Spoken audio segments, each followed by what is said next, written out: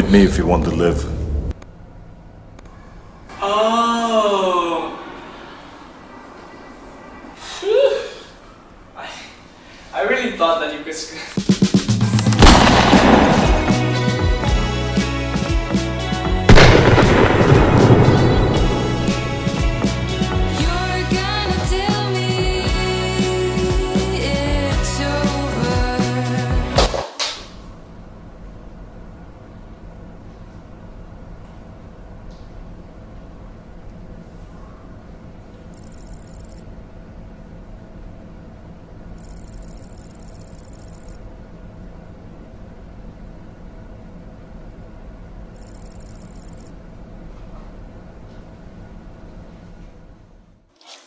Well, the 80s was a very weird era of the entire human history, I would say. But you just cannot deny the facts that it's fun.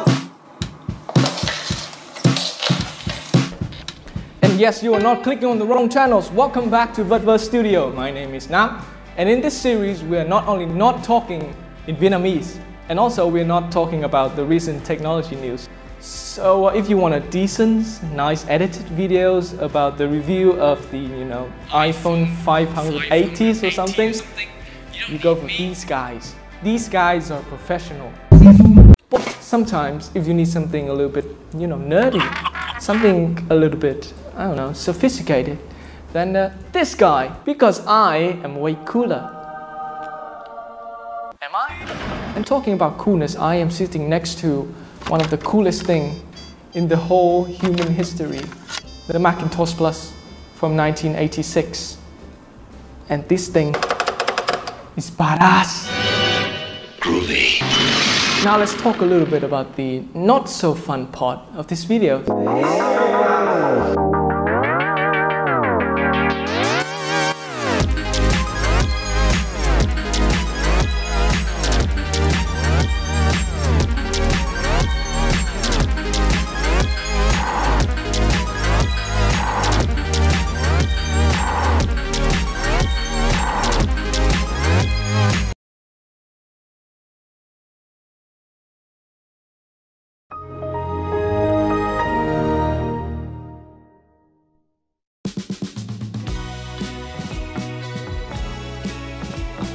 So I was born in the early 2000s, and the concept of a fully usable, personal, home-friendly computer was something very strange to me when I was a little kid. 12 megabytes of RAM, 500 megabyte hard drive, built-in spreadsheet capabilities, and yet Steve Jobs and his friends were thinking about such an idea, such a concept way back in the 70s.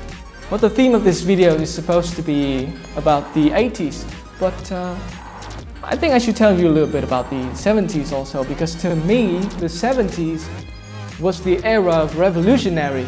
And the words revolutionary is going to pop up a lot in this video, so buckle up. Hey Doc! Money, come in! Let's go back to the 70s, Doc! Road. Hell yeah!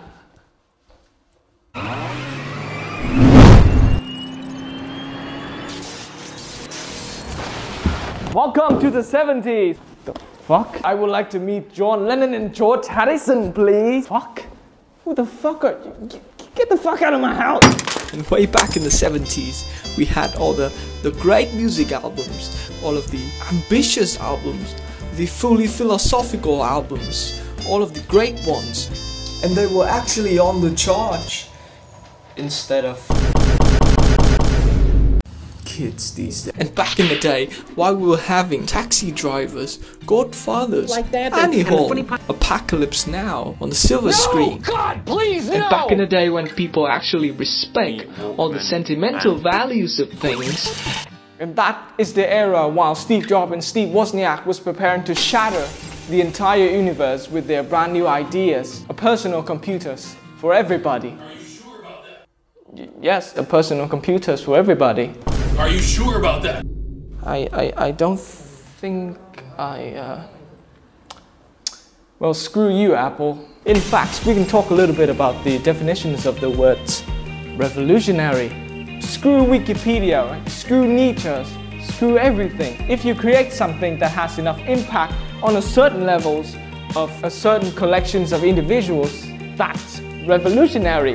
If you create something that inspires other people, that opens more opportunities for other people to grow in that certain fields, that's revolutionary. In fact, let's have some examples, shall we? Let's talk about the music history. Let's face the facts. We're going to talk a lot about music history in this series because I need a life, apparently.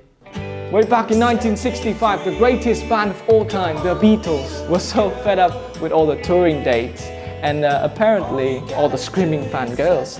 So they wanted something better, something different, something can wrap up their thoughts about at that time, way back in 1965, you know, rather than she loves you, yeah, yeah, yeah, she loves you, yeah, yeah, yeah, yeah. And they did exactly the thing. Rubber Soul was created, the combinations of pop music and the Beatles' first attempt to approach music experimentation. But why Rubber Soul? Why am I choosing Rubber Soul as an example for revolutionaries?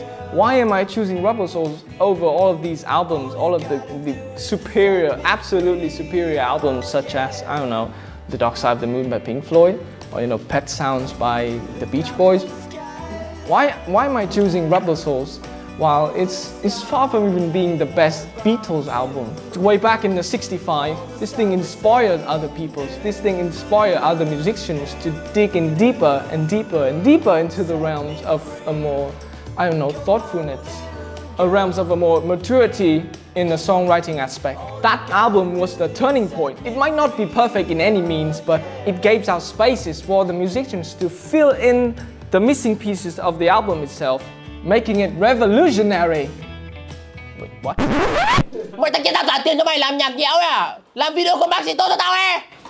So back with the Macintosh, this thing is even far from being the first computer.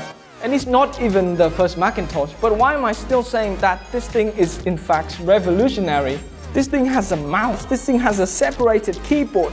This thing was used by Andy Warhol, was used by Sean Lennon, was used by all the cool peoples out there. This thing had Ridley Scott making his teaser. This thing is cool, this thing is hip.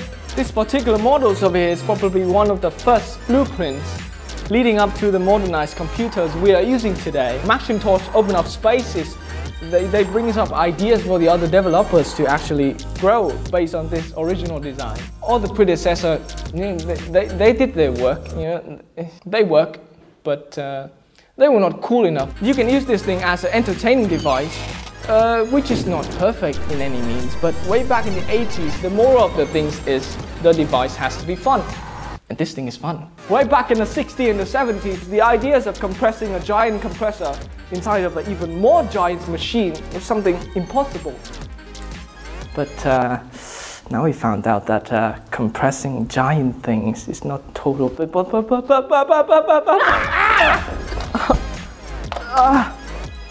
creation of the Macintosh was like a huge slap into the face of the other developers. Ow, geez. Which is in fact revolutionaries. They didn't see that coming. Geez, why did you do that? Okay, come on.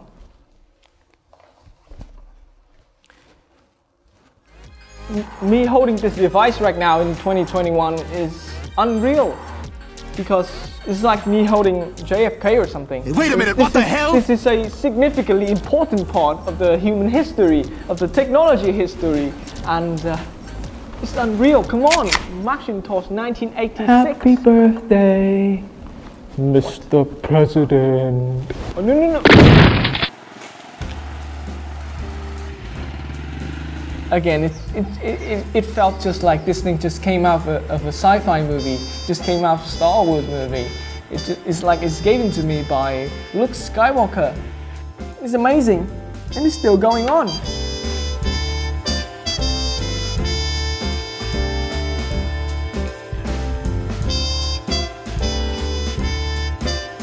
Look at all those details over here. There's some scratches and markers, this and there. Yeah, some of them are very visible to see. But overall, magnificent conditions. Everything is like brand new. Even Hercules over here is looking at it. He's been mesmerized by the fact that this thing is still working perfectly fine. We just don't have the floppy disk again. And I'm not that type of guy who knows everything.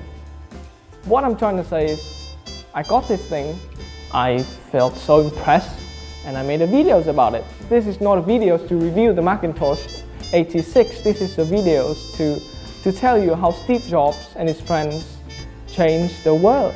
They changed our perspective on how we think of a computer, from being such a sci-fi thing, such a Star Wars thing, such a cinematic thing, into a daily using things in our life. And that's impressive. I'm impressed. All of us has to be impressed.